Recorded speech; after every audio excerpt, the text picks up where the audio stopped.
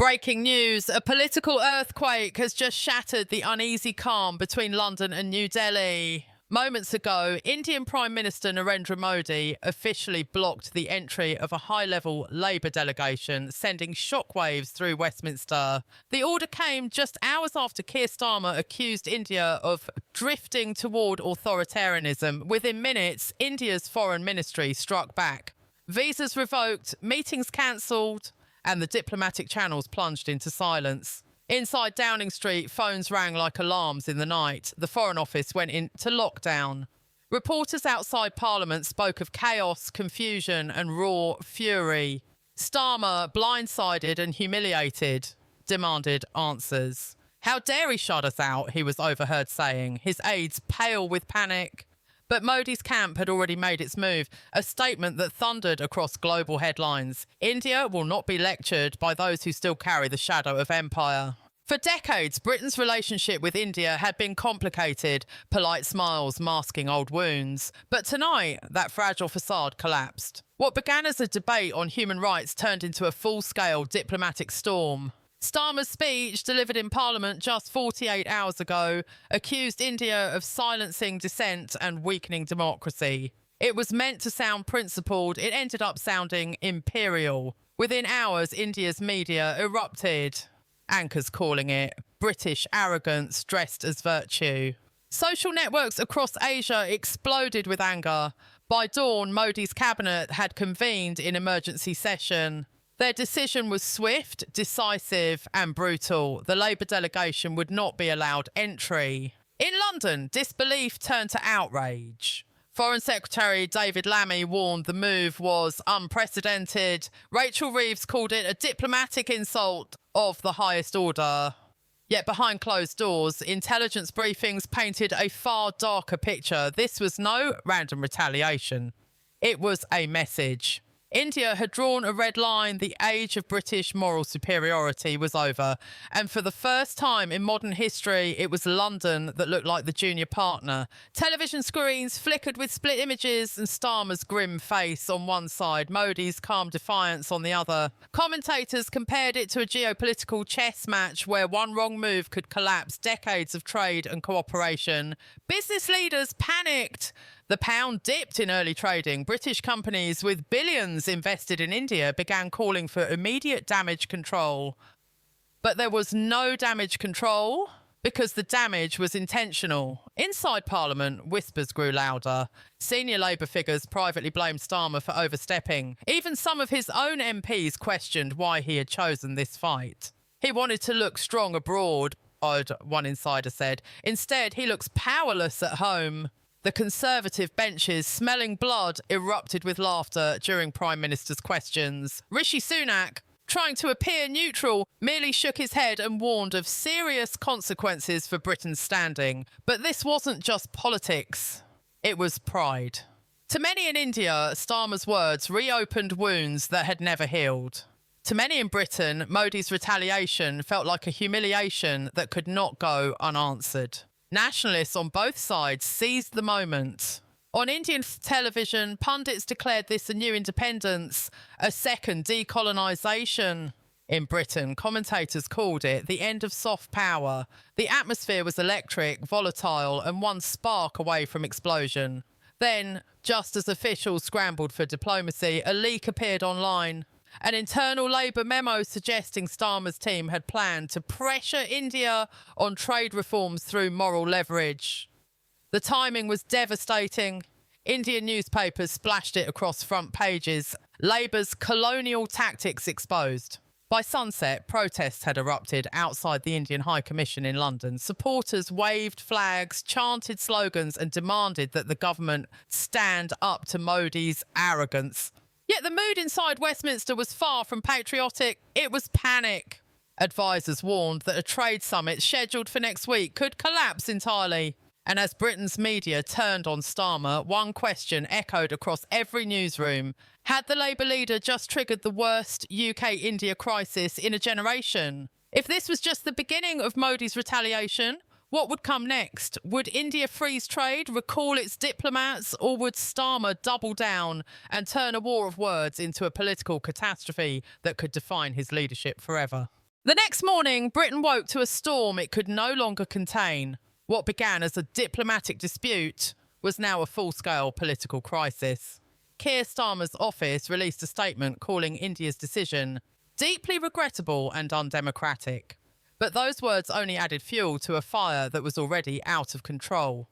Within minutes, Indian news networks broadcast Starmer's remarks alongside old footage of British colonial officers, a brutal juxtaposition that reignited public fury across India. By noon, hashtags like #RespectIndia and #Starmer insults democracy were trending worldwide. In New Delhi, Prime Minister Modi addressed the nation in a televised statement that carried the calm menace of a leader who knew exactly what he was doing. India, he said, is no longer a colony to be lectured. Those who speak of democracy should first look in the mirror. The speech hit London like an explosion. His words echoed through every newsroom for him, every embassy, every financial district boardroom. Within hours, British diplomats were summoned home from Delhi for consultations. The Foreign Office called it a temporary step. But insiders whispered a harsher truth. Relations had frozen. Behind the glass doors of Westminster, the atmosphere was thick with fear and betrayal. Advisors huddled in back rooms, scrambling for ways to contain the fallout. "We can't win this," one senior aide admitted quietly. "Every word we say makes it worse." Newspapers began to turn. What had started as a moral crusade was now being framed as a reckless miscalculation. Headlines read, "Starmer's India gamble backfires, Britain isolated on global stage."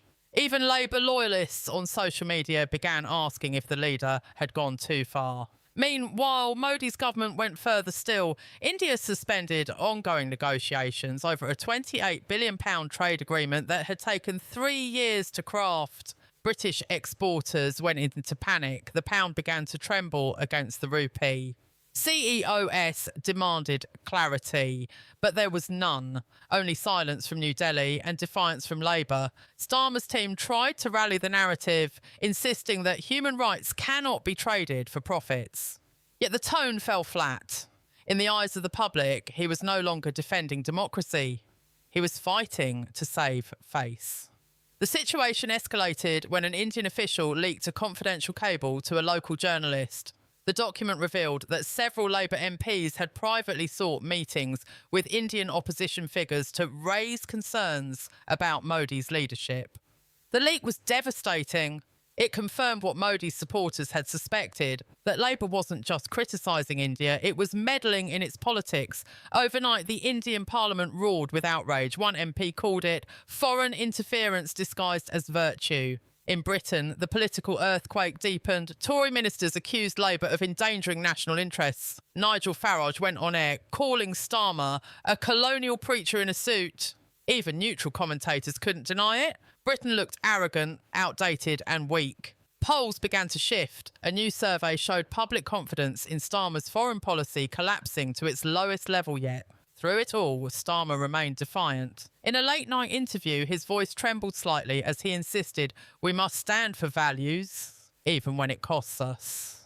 But his words carried an undertone of desperation. Viewers could sense it. The story was slipping away from him. And somewhere behind the diplomatic theatre, King Charles was said to be quietly concerned. Palace aides hinted that the monarch had reached out to Modi privately, urging calm, warning that this could damage the historic bond between nations.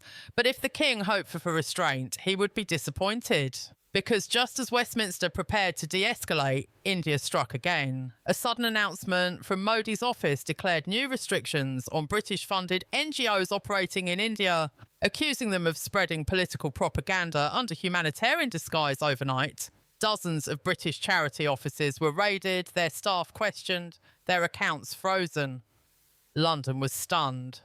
This wasn't a diplomatic spat anymore, it was a message to the world. Modi was proving that India no longer bowed to Britain's moral lectures, and the world was watching. The narrative had flipped completely. Once the empire, now the humbled. As tension reached boiling point, one question began haunting every corridor of power. Had Keir Starmer accidentally awakened a global realignment, where Britain's voice no longer mattered? Would he back down and apologise to calm the storm, or would pride push him into the one mistake that could destroy his leadership forever? What began as a war of words had turned into a global humiliation. Foreign embassies were now describing it as the London isolation crisis. News anchors in Washington and Brussels called it the day Britain lost its diplomatic mask. In New Delhi, the mood was triumphant. India's media framed it as justice, a historic reversal of power. For centuries, one commentator declared, London dictated terms to India. Now, India dictates to London. The applause inside the Indian Parliament was deafening. Inside Westminster, however, it was despair. Starmer's face had become the symbol of arrogance gone wrong. Leaks from within his office revealed panic meetings stretching into the early morning hours. Aides argued about tone, optics and honour. Some wanted him to issue an apology. Others warned it would make him look weak. "We can't bend to Modi," one aide snapped, slamming the table. "If we apologise, we lose the moral high ground." Another voice replied coldly, "We already lost it." That night, Britain's streets began to stir. Protesters gathered outside Parliament carrying both Indian and British flags. Some chanted for peace, others demanded Starmer's resignation. The air was electric, heavy with a sense that something historic was breaking apart. Not just a diplomatic bond, but a nation's sense of authority. Across the sea, Modi stood unmoved. His government announced it would suspend all scheduled bilateral meetings until mutual respect is restored. Those final words echoed like thunder through London's political elite. Starmer appeared on national television the next morning. His tone was firm, but his eyes betrayed exhaustion. "Britain will never apologise for standing for democracy," he said, voice steady but strained. "We will continue to speak truth even when others silence it." Yet the reaction was brutal. Commentators accused him of misreading the moment. "He's fighting ghosts," one said. "India isn't the enemy. His ego is." Then came the economic aftershock. The Confederation of British Industry warned that trade with India could collapse by 40% within weeks. Airlines began cancelling routes. Universities reliant on Indian students issued urgent statements calling for calm. The ripple spread beyond economics. It was cultural, emotional, almost spiritual. Britain was realising that the world it once commanded no longer existed. And through it all, King Charles maintained a heavy silence. But sources whispered that behind palace doors, the monarch was furious. Not at Modi, but at his own government's failure to anticipate the storm. The king, who had spent years nurturing Commonwealth ties, saw decades of diplomacy reduced to rubble in days. He feels betrayed by his ministers, one court insider said. They've turned pride into poison. By the week's end, Labour's internal cracks became impossible to hide. Angela Rayner reportedly confronted Starmer in private, telling him, "You've humiliated us on the world stage." Several senior MPs began floating the unthinkable, an internal challenge to his leadership. The public too had turned. Poll numbers plummeted, headlines screamed, "Starmer versus Modi, the fight Britain lost." Yet behind the noise, something deeper was unfolding. Across the nation, people began asking harder questions about Britain's identity, its place in the modern world, and its lingering sense of entitlement. How had a single speech turned allies into adversaries? How had one man's pride undone decades of progress? The conversation had shifted from politics to principle, and in that shift lay a painful truth. The empire's shadow still haunted the island that once ruled half the world. As the final blow came, it was quiet, almost ceremonial. India's ambassador confirmed that all bilateral talks were suspended indefinitely. No shouting, no drama, just silence, the sound of a door closing on centuries of history. That night, Keir Starmer stared out over the lights of Westminster from his office window. The streets below glowed with blue sirens and protest chants. The weight of his misstep hung in the air like smoke. A single question burned in his mind and in the mind of the entire nation. Had Britain just witnessed the moment it stopped being a world power, or was this the wake-up call it needed to find its soul again? Share your thoughts in the comments section and subscribe our channel for more UK news. Thank you.